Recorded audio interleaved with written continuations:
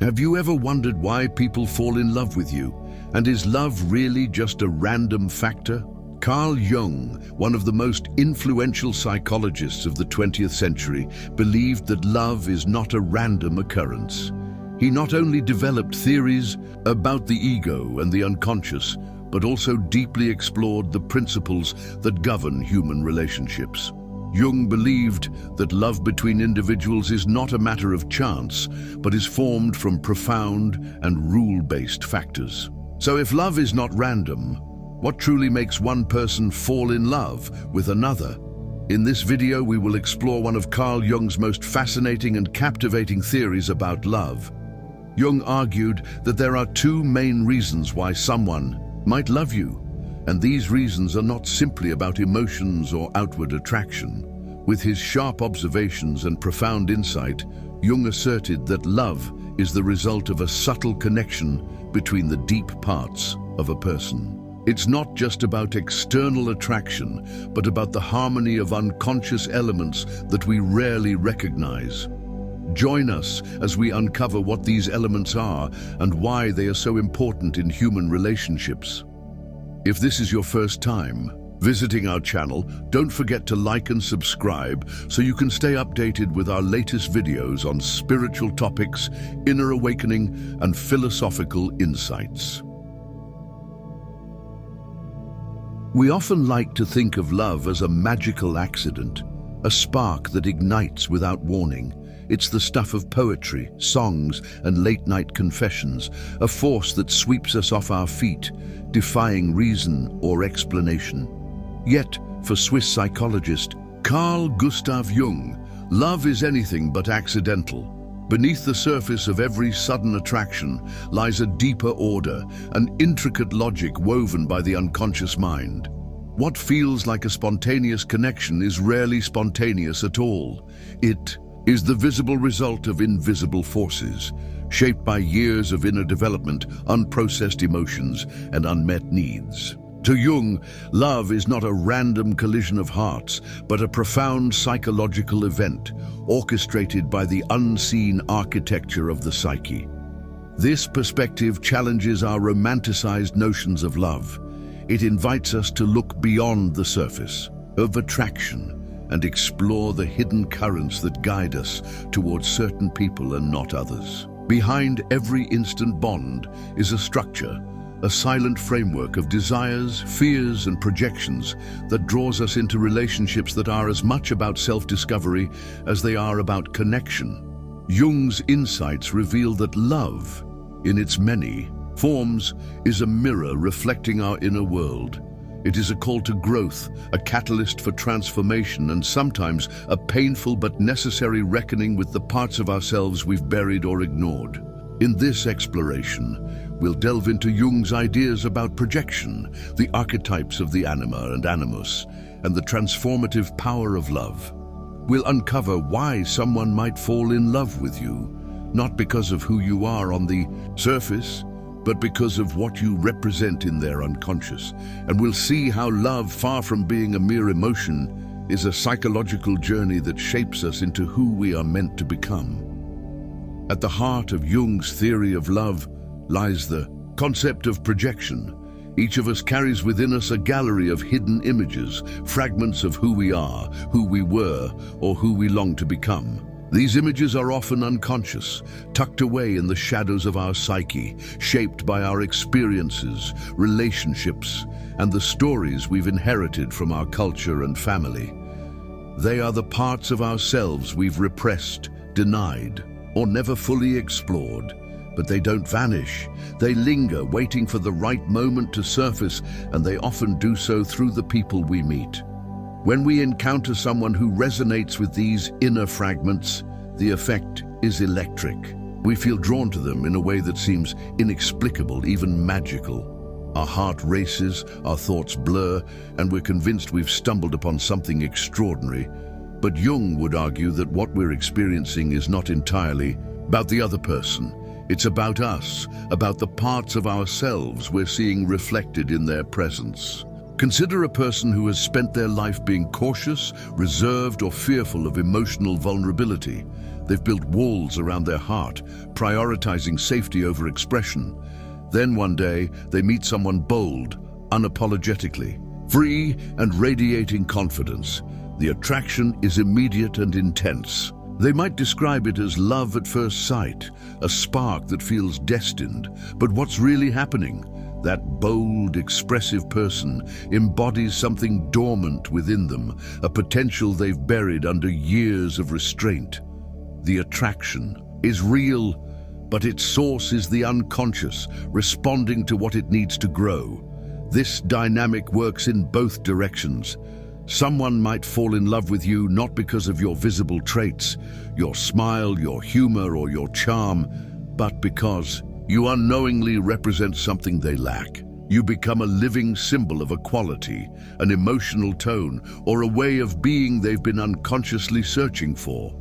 You are, in a sense, the missing piece of their inner puzzle, a projection of what they need to become whole. The idea that we're drawn to people who embody what we lack is more complex than the cliché of opposites attract. It's not just about surface differences, it's about psychological completion. A rational, analytical person might find themselves captivated by someone who lives from their emotions, guided by intuition rather than logic. An introvert might be mesmerized by an extrovert's ease in social settings. A highly structured individual might feel a magnetic pull towards someone who thrives in chaos. These attractions are not random, they are the psyche's way of seeking balance. Jung believed that the unconscious is always striving toward wholeness, a process he called individuation. When we encounter someone who embodies qualities we've suppressed or underdeveloped, our unconscious takes notice. That person becomes a beacon, illuminating a path toward integration. But this admiration can easily tip into dependence if the person doesn't recognize that what they're drawn to is something they could cultivate within themselves. For example, imagine a woman who has always prioritized control and order in her life. She meets a man who is spontaneous, creative, and unafraid of uncertainty. She's drawn to him, not just because he's different, but because he represents a part of her she's never allowed herself to explore. She might idealize him, placing him on a pedestal as the embodiment of freedom. But if she relies on him to fulfill that need for spontaneity, the relationship risks becoming unbalanced. She may cling to him, not out of genuine love, but out of an unconscious need to access what he represents. And if he fails to live up to that idealized image, if his spontaneity reveals flaws or inconsistencies, the illusion begins to crack. This is the danger of projection. It creates a connection that feels profound but is often fragile. When the other person's humanity disrupts the idealized image, the attraction can fade. The love that felt so certain begins to waver, not because the person has changed, but because the projection no longer holds. True love, Jung would argue, requires moving beyond projection to see the other person as they are, not as a symbol of our unmet needs. Jung's theory of love becomes even richer with his concept of the anima and animus, archetypal images that reside deep within the psyche. For Jung, every man carries an unconscious image of the feminine, his anima, while every woman carries an unconscious image of the masculine, her animus. These are not mere preferences or stereotypes, but profound psychological constructs shaped by our earliest relationships, particularly with our parents, and by the collective symbols of gender that permeate culture, myth, and human history. The anima and animus are like inner blueprints, emotionally charged and deeply personal. They influence how we perceive and relate to the opposite sex, often without our conscious awareness. Over time, these archetypes become a lens through which we view potential partners. And when we meet someone who seems to embody our anima or animus, the attraction is nothing short of intoxicating. This experience is often marked by a sense of familiarity, as if we've known the person forever, Even if we've only just met, it can feel like destiny, a soulmate connection, or the reawakening of an ancient memory. Jung, however, would caution against romanticizing this feeling. It's not fate or cosmic alignment. It's the psyche recognizing its own internal design reflected in another person. The person you're drawn to may not look or act exactly like your inner archetype, but they carry its essence, its emotional resonance. When someone falls in love with you, it's often because you've activated an unconscious image they've carried for years. You might not resemble their ideal partner in obvious ways, but you embody something deeper, an energy, a quality, or a way of being that aligns with their anima or animus. This alignment creates a connection that feels immediate, irrational, and almost otherworldly.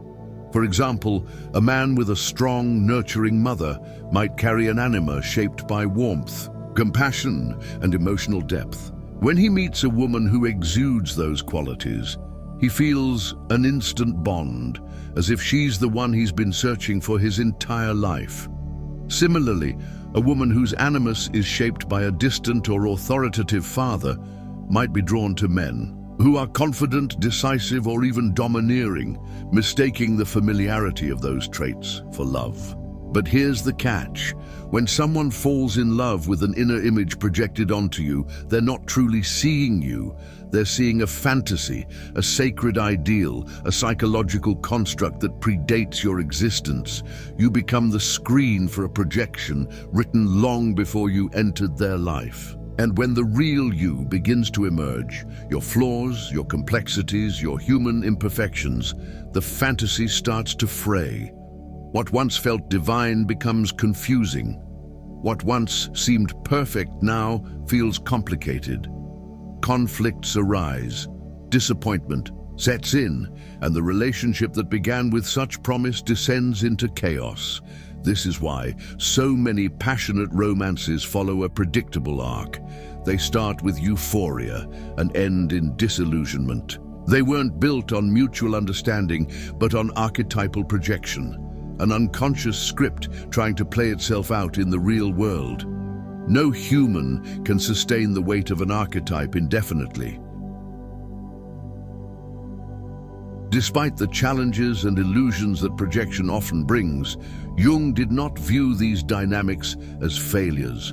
On the contrary, he saw them as essential to our psychological growth. Love, in Jung's view, is not just an emotional experience, it's a tool of transformation. Every person we fall in love with becomes a mirror, reflecting back to us the parts of ourselves we need to confront, integrate, or embrace. Some people reflect our hidden potential, inspiring us to tap into qualities we've suppressed. Others expose our deepest fears, forcing us to face what we've avoided. Some awaken our creativity, while others stir our insecurities. But all of them serve the same purpose: to accelerate the process of individuation, Jung's term for the lifelong journey of becoming whole. When someone falls in love with you, they may believe they're seeing something magical, and they are. But the magic lies in what you awaken inside them. You are not just a person, you are a symbol, a turning point, a psychological invitation to growth. And the same is true for you, the people you fall in love with, especially those who shake you, challenge you, or break your heart, are not random. They are carriers of meaning, catalysts for your inner evolution. Some relationships are meant to awaken what's dormant within you. A partner who encourages you to take risks might help you discover a courage you didn't know you had. Others are meant to teach you what you've refused to learn. A relationship marked by conflict might force you to confront your own patterns of avoidance or control. And some connections are simply mirrors, showing you your own reflection, distorted or clear depending on how ready you are to look. Jung called these encounters synchronistic events, moments that seem coincidental but carry profound meaning. When someone enters your life at just the right moment, sparking feelings you can't explain, it's not an accident. Your unconscious And theirs were ready, and the meeting was a sign that change was already underway. These encounters, even the painful ones, are not mistakes. They are invitations to grow, to evolve, to become more fully yourself. Understanding the unconscious dynamics of love can be both liberating and humbling. It reminds us that our attractions are not entirely our own. They are shaped by forces beyond our conscious control. But it also empowers us to approach love with greater awareness, to move beyond projection and toward genuine connection. To navigate the illusions of love, we must first recognize when we're projecting. Are we idealizing someone, placing them on a pedestal that no human could sustain? Are we drawn to them because they represent something we lack, or because we truly see and value them for who they are? Asking these questions requires courage, as it means confronting our own unmet needs and unacknowledged desires. We must also be willing to see others as they are, not as symbols of our inner archetypes. This means letting go of the fantasy that someone will complete us or fulfill our unconscious longings. True love is not about finding a missing piece, but about building a relationship based on mutual understanding, respect, and acceptance of each other's humanity. Finally, we must embrace love as a journey of self-discovery. Every relationship, whether it lasts a lifetime or a fleeting moment, is an opportunity to learn more about ourselves. The people we love and the people who love us are mirrors, reflecting back the parts of ourselves we need to see. By engaging with these reflections consciously, we can use love not just to connect with others, but to grow into the fullest version of ourselves. Jung's perspective on love is both profound and practical. It reminds us that love is not a destination but a process, an alchemical journey that transforms us from within. The people we love are not just partners, friends, or fleeting romances. They are agents of change, catalysts for our psychological and spiritual growth. When someone falls in love with you, it's because you've touched something deep within their psyche. You've awakened an image, a need, or a potential they may not even recognize. And when you fall in love, the same is true.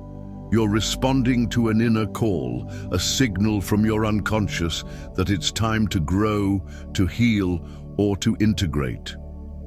This understanding doesn't diminish the magic of love, it deepens it. It invites us to see love not as a random spark, but as a meaningful encounter, rich with purpose and possibility. Every connection, no matter how brief or enduring, is a chance to learn, to evolve, and to move closer to wholeness. So the next time you feel that spark, that inexplicable pull towards someone, pause and listen. What is your unconscious trying to tell you?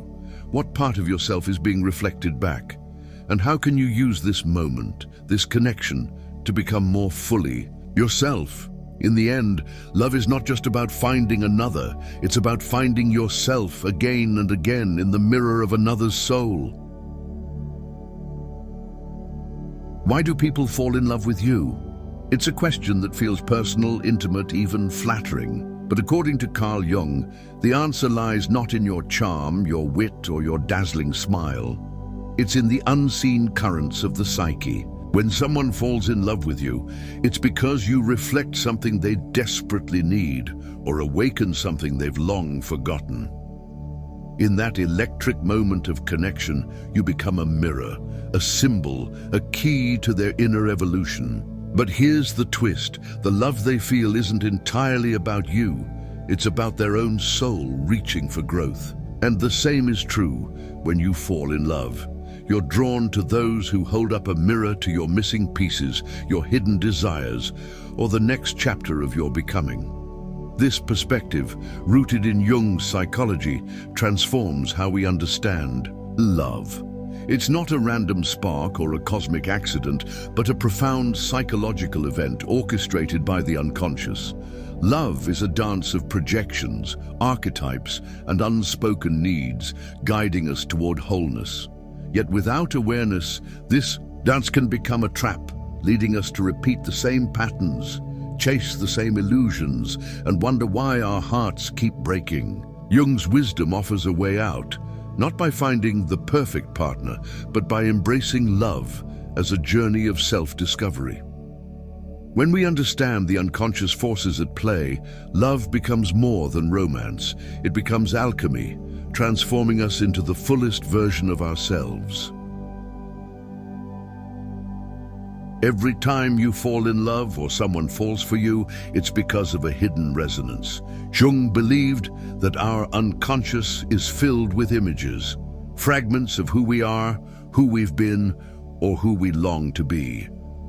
These images, often shaped by our earliest relationships and cultural influences, lie dormant until someone walks into our lives and brings them to life.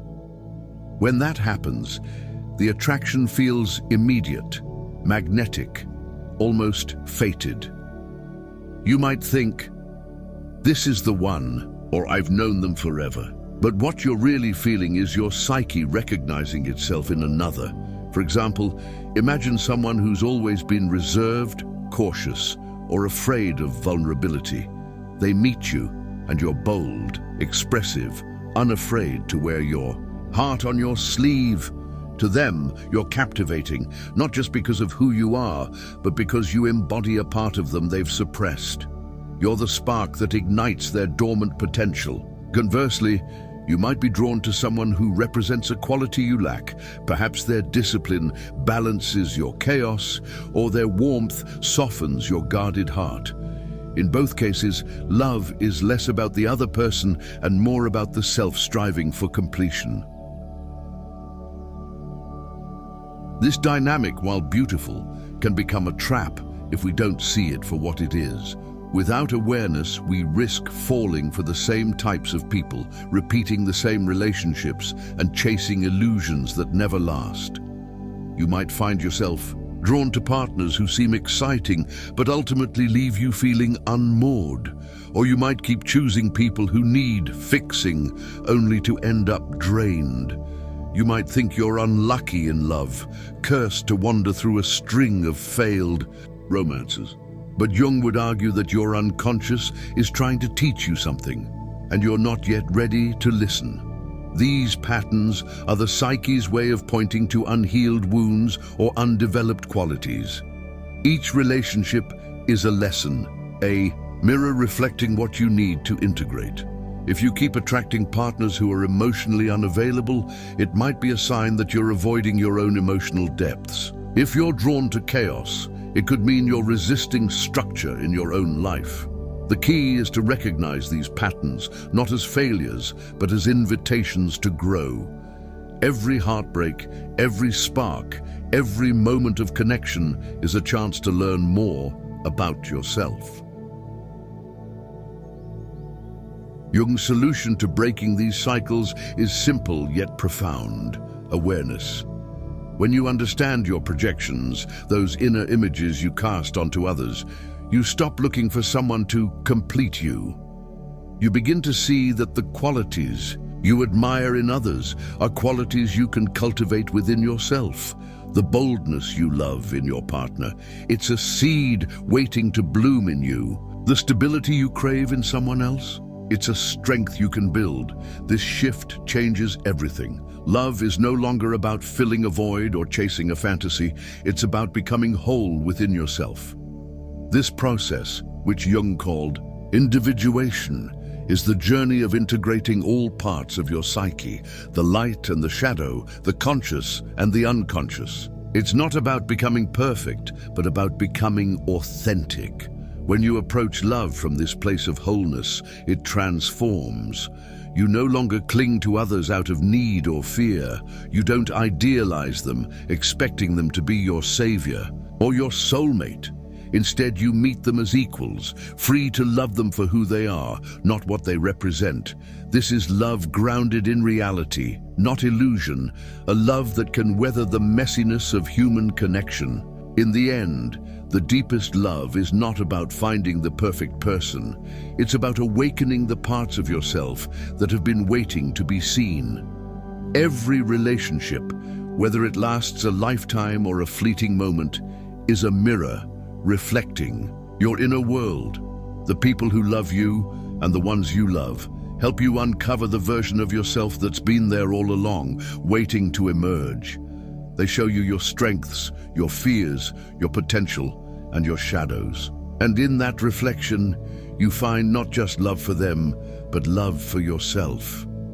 So the next time you feel that spark, that rush of attraction, pause and look within. What is this person awakening in you? What part of your soul is stirring? Love is not just about falling for another.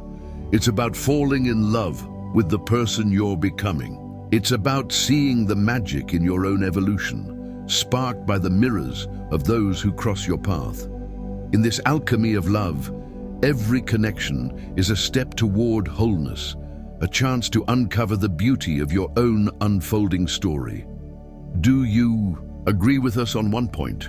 That understanding love through Jung's perspective not only helps us realize that love is not just about the other person, but more deeply, it is a journey back to the self. Next time someone falls in love with you, or when you feel deeply attracted to someone, ask yourself, which part of your soul is awakening the most in that moment? What love experience has left the most profound, intense mark on you?